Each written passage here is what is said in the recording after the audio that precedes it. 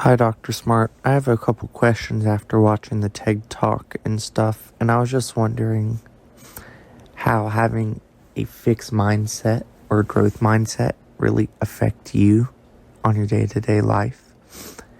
And say, for instance, you have a growth mindset about one specific topic, and how does that affect that topic? And then one that you have a fixed mindset on, something that you could really think you could improve on, or that you don't want to improve on, and that you like that it's fixed that way. So I was just wondering how you feel about that in your day-to-day life. And so do you think that it's okay to have both, or do you think one, if you have both, it's wrong and you should only have one growth mindset and you should only have one fixed mindset? Do you think they're variables? Thank you. Hi, Nolan. Thanks so much for your question. Good place for us to finish today.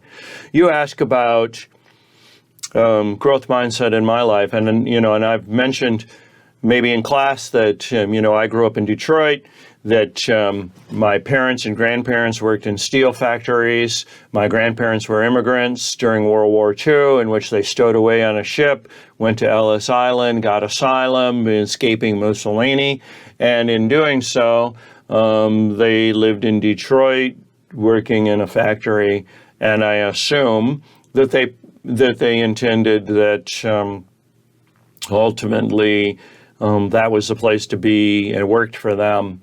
They were successful at accomplishing their life goals through, obviously, my grandparents had a growth mindset at 13, if you were willing to jump on a ship. Now, of course, that growth mindset was incentivized by the construct of fascism, and that you could, if you don't comply with the constructs of the social and political constructs of fascism, then you were not valuable to society and could experience extreme risk under that regime.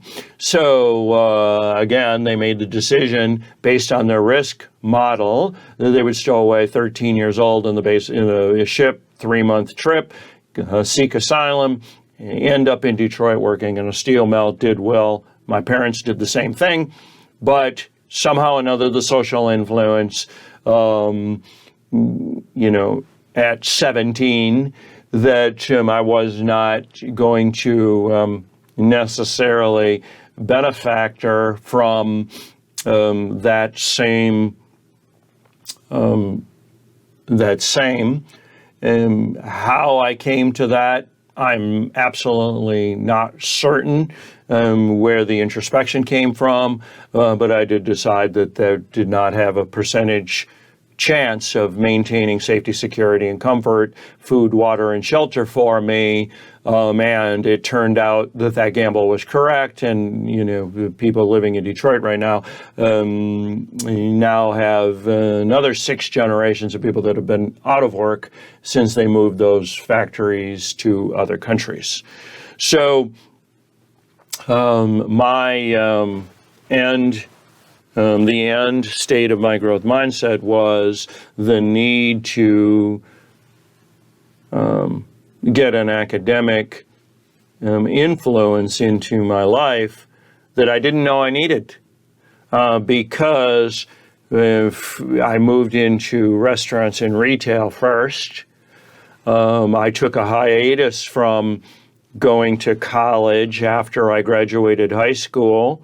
So I didn't know my path was academic initially, but various things seem to not be allowing me to move forward on the Maslow pyramid, self-actualize, to attain my goals, and over time I came to the conclusion, 10 years, that I needed to get a degree, and then academics over time would be my life, given that I have 3 master's degrees now. I worked in business for a number of decades. I worked in business healthcare for a decade, in psychological, and then got a Ph.D. in psychology. All a long journey that was, I wish I could say, fully conscious and mindful, because of course, as a psychologist, it's easier for me to explain to you what's needed in order to maximize your potential, given my understanding of these psychological constructs, than it was for me to actually do without this capacity. And the reality is, in modern society, there's nothing you can do with a 10th grade education. There's very little you can do with a high school education. And even a bachelor's degree is not a specialized degree. It's a generalist degree.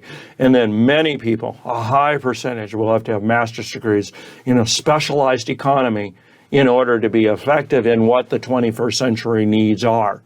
And so understanding one's archetypes, which you're going to do next week in testing, does not nullify your individuality.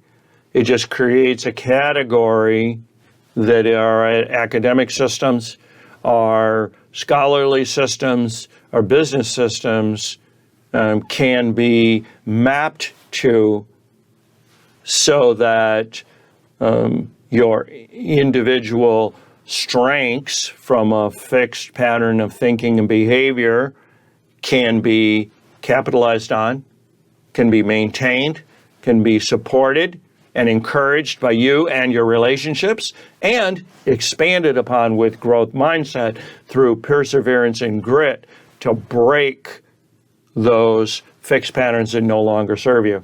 Took a lot of perseverance and grit for me to be mindful and understand that I needed to get a Ph.D. in psychology in order to be in a position to help other people learn what's needed for them to maximize their lives in the 21st century.